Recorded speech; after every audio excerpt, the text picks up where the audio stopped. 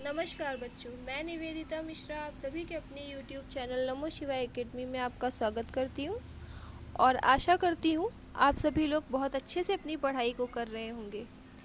जैसा कि आप सभी लोग जानते हैं, हम लोग प्रत्यय पढ़ रहे थे। प्रत्यय में हम लोगों ने 2 क्लासेस कर ली हैं। तो सबसे पहले मैंने बताया था कि प्रत्यय क्या होता है। तो प्रत्यय बच्चों ऐसे शब्दांश होते हैं जो किसी भी शब्द के साथ लेकिन बाद में जुड़कर उसके अर्थ को करते हैं, परिवर्तित या चेंज कर देते हैं बच्चों। तो वो क्या कहलाता है? प्रत्यय। ठीक।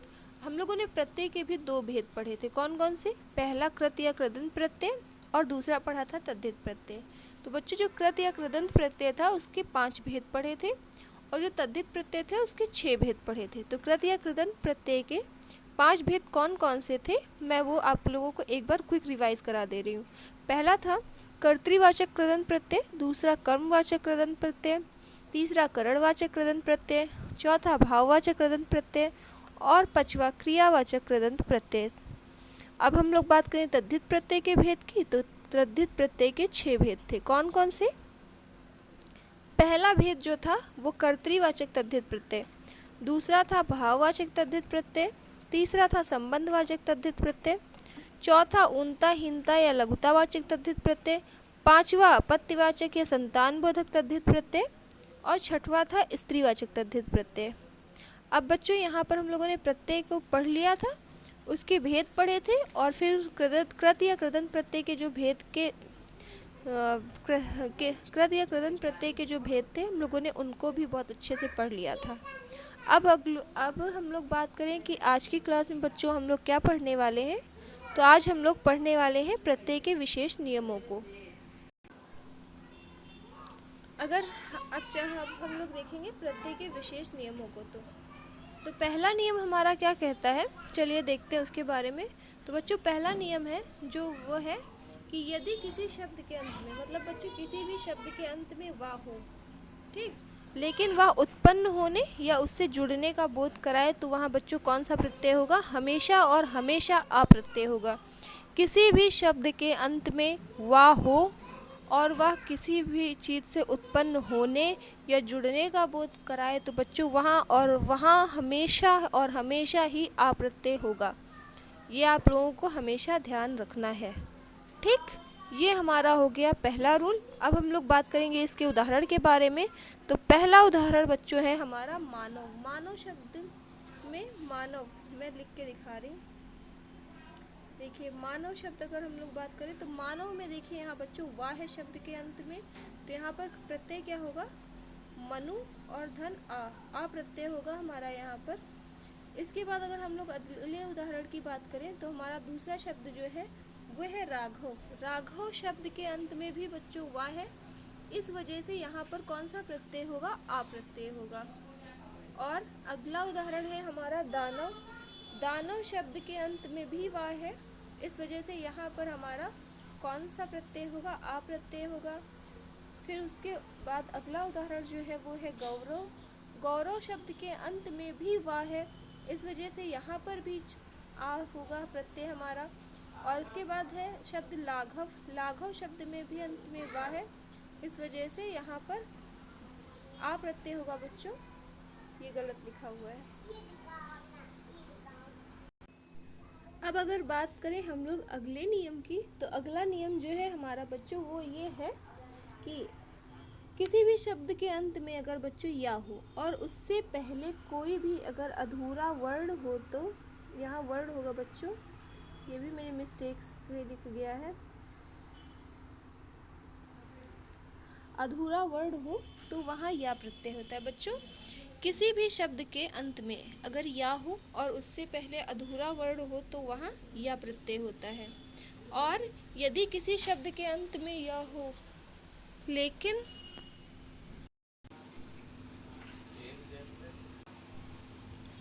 हम लोग सेकेंड रूल को पढ़ रहे थे, तो एक बार फिर से रिपीट कर रही हूँ। अगर किसी भी शब्द के अंत में या हो और उससे पहले कोई भी अधूरा वर्ण हो तो वहाँ पर हमेशा या प्रत्यय होगा। और अगर किसी भी शब्द के अंत में या हो लेकिन पहले अधूरा वर्ण नहीं हो तो या से पहले तुरंत आने वाले स्वर को मिलाकर ही प्रत्यय बना दिया जाएगा। अगर हम लोग उदाहरण की बात करें तो इसका पहला उदाहरण है ऐक्य। ऐक्य देखिए बच्चों, यहाँ पर या से पहले क्या है, एक अधूरा वर्ण है एक और धन या, तो इस वजह से हम लोगों ने क्या मिला दिया है, का और या को मिला के ऐक्य बना दिया है। ये हमारा पहला उदाहरण है। दूसरा उदाहरण है द्वितीय और धन या, क्या बन गया, दैत्य। अदिति धन या, आदित्य। पृथक धन या, पार्थक्य। उसी प्रकार से शासक और धन ई, शासकीय। ये हमारा हो गया सेकेंड रूल। अब हम लोग बात करेंगे थर्ड रूल के बारे में। तो हमारा जो तीसरा रूल है वो ये कहता है कि अगर किसी भी शब्द के अंत में छोटा ई, छोटी ई या बड़ी ई या ए, इक, अयन, आयन प्रत्यय प्रारंभ में आने वाले स्वर में हो तो इस प्रकार से परिवर्तन हो जाता है। कौन कौन से परिवर्तन हो जाते हैं बच्चों? तो ये जो थर्ड रूल है हमारा, इसके भी हम लोग 2-3 पार्ट करके पढ़ेंगे। अगर एक साथ पढ़ा दिया जाता तो समझ नहीं आता, इस वजह से हम लोग इसके भी एक एक पार्ट करके पढ़ेंगे। फिर से एक बार रिपीट कर रही हूँ कि अगर किसी भी शब्द के अंत में आ, ई या बड़ी ई या ए, इक, अयन या आयन प्रत्यय जुड़े हों तो शब्द के प्रारंभ में आने वाले स्वर में परिवर्तन हो जाता है। क्या क्या परिवर्तन हो जाता है उसका पहला रूल देखेंगे। तो इसमें पहला रूल जो है हमारा वो ये है कि शब्द के प्रारंभ में आने वाले छोटा आ का क्या हो जाएगा, हमेशा बड़ा आ हो जाएगा। क्या हो जाएगा? छोटा आ का जो होगा वो बड़ा आ हो जाएगा। अगर उदाहरण की बात करें तो पहला उदाहरण है अदिति और धन या, आदित्य। यहाँ क्या हो गया बच्चों, छोटा आ जो है वो बड़ा आ में परिवर्तित हो गया है। उसी प्रकार से दूसरा उदाहरण जो है वाल्मीकि, वाल्मीकि और धन ई। यहाँ छोटी ई थी, यहाँ का था और फिर उसमें ई को जोड़ के छोटी ई की मात्रा लगा दी गई है। उसके बाद जो अगला उदाहरण है वो जानकी, जनक और धन ई, पर्वत धन ई, पार्वती। उसी प्रकार से वसुदेव धन आ, वासुदेव। शरीर धन इक, शारीरिक। बच्चों ये हमारा पहला रूल हुआ। और अगर इसके और भी उदाहरण देखें तो जैसे नर धन अयन, नारायण। क्या हो गया? नर और धन अयन, नारायण हो गया। ये हमारा रहा फर्स्ट रूल। उसके बाद अगर हम लोग बात करें सेकंड रूल के बारे में बच्चों, तो जो सेकंड रूल है वो शब्द के प्रारंभ में आने वाली बच्चों छोटी ई, बड़ी ई या ए का क्या हो जाएगा बच्चों? ए हो जाएगा। शब्द के प्रारंभ में जो भी छोटी ई आएगी जहाँ, या ए आएगा या बड़ी ई आएगी तो उसका क्या हो जाएगा? ए हो जाएगा। उदाहरण की बात करें अगर हम लोग तो इतिहास धन इक, ऐतिहासिक। यहाँ देखिए शब्द के प्रारंभ में छोटी ई आ रही थी, इस वजह से ये किस में परिवर्तित हो गया है? ए में परिवर्तित हो गया है। उसी प्रकार से अगर हम लोग अगले उदाहरण की बात करें तो अगला उदाहरण है हमारा विचार धन इक। क्या हो गया बच्चों? वैचारिक हो गया है। उसी प्रकार से इंद्र धन ई, ऐन्द्री हो गया है। विज्ञान धन इक, वैज्ञानिक हो गया है। और नीति धन इक, नैतिक हो गया है। अगर और भी उदाहरण की बात करें तो इसमें हम लोगों का एक उदाहरण आता है एक धन या ऐक्य हो जाएगा।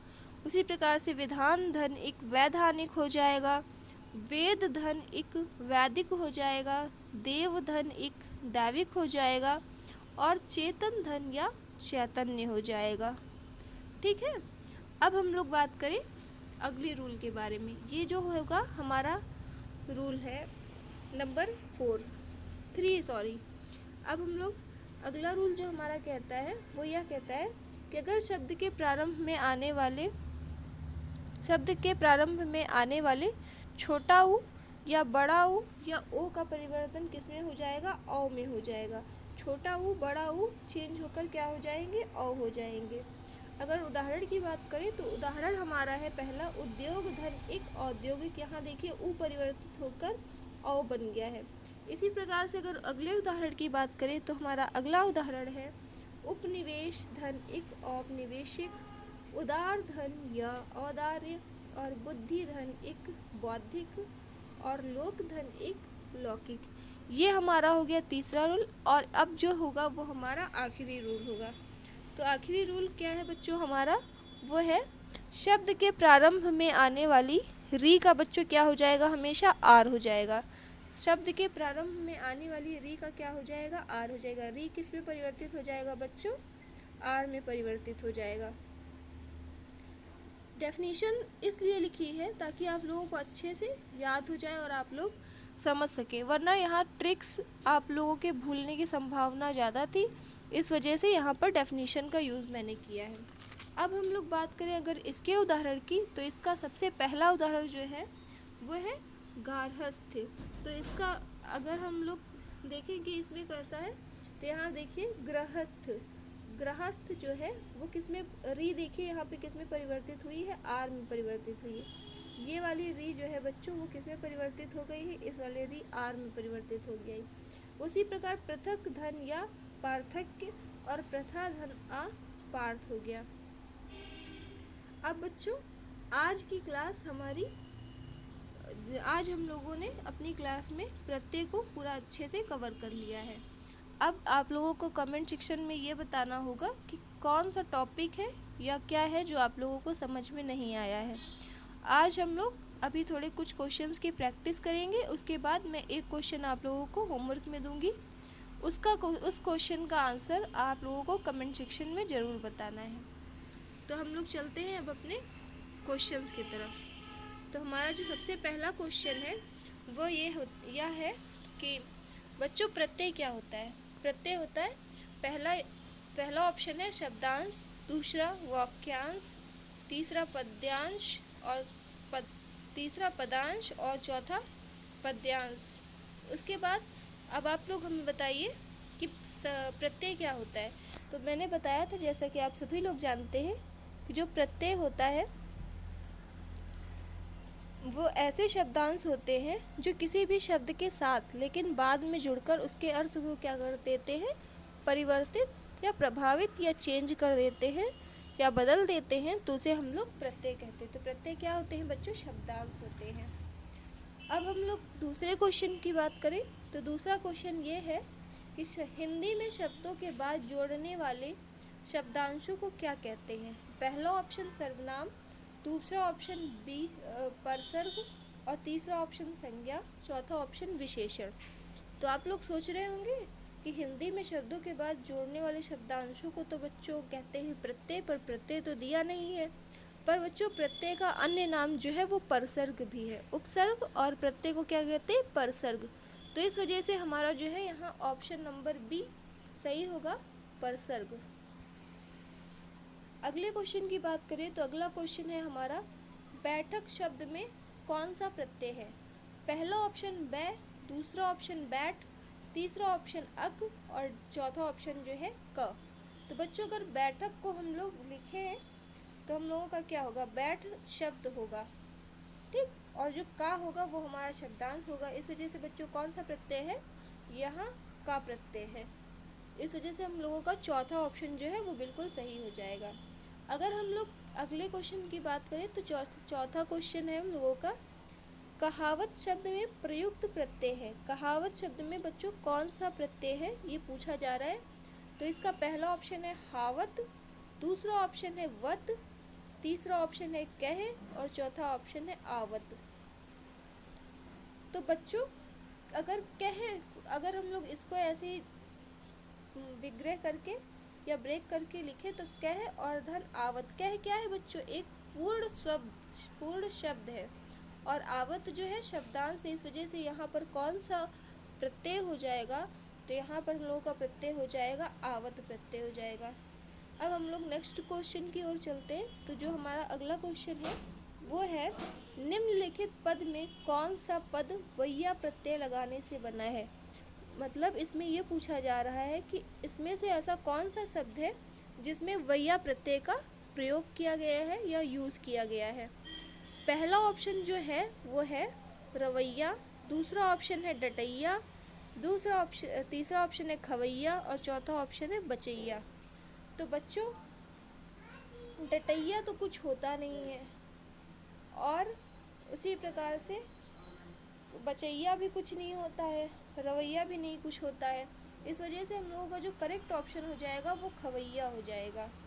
अब हम लोग अगले क्वेश्चन की बात करें तो हमारा अगला क्वेश्चन है, निम्नलिखित में से कौन सा लुटेरा शब्द में प्रयुक्त प्रत्यय है? पहला ऑप्शन है एरा, दूसरा ऑप्शन है रा, और तीसरा ऑप्शन है आ, और चौथा ऑप्शन जो है इरा। तो बच्चों लुटेरा, लुटेरा शब्द में कौन सा प्रत्यय है बच्चों? तो जैसा कि आप सभी लोग समझ गए होंगे कि यहाँ पर कौन सा प्रत्यय है, एरा प्रत्यय है। अगला क्वेश्चन जो है वो हमारा ये कह रहा है कि आहट, आवट, आस आदि किस प्रकार के तद्धित प्रत्यय हैं? मतलब लिखावट, बनावट और पास पास या आस पास, ये बच्चों किस प्रकार के तद्धित प्रत्यय हैं बच्चों? तो आहट, आवट बच्चों लिखावट, बनावट, सजावट बच्चों, या फिर आहट किस प्रकार के प्रत्यय हैं? तो ये बच्चों पहला ऑप्शन है कर्तृवाचक, दूसरा ऑप्शन है कर्मवाचक, तीसरा ऑप्शन है भाववाचक, चौथा ऑप्शन है संबंधवाचक।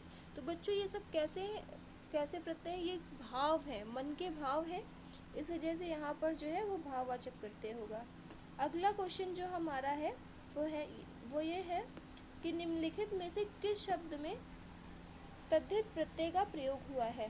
पहला ऑप्शन वार्षिक, दूसरा ऑप्शन भिड़ंत, तीसरा ऑप्शन लड़ाई, चौथा ऑप्शन मिलाप।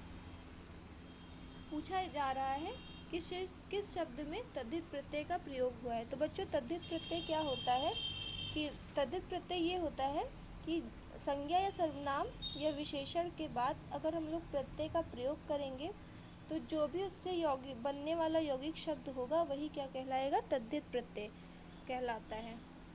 तो यहाँ पर बच्चों जो हम लोगों का उदाहरण है वो है वार्षिक।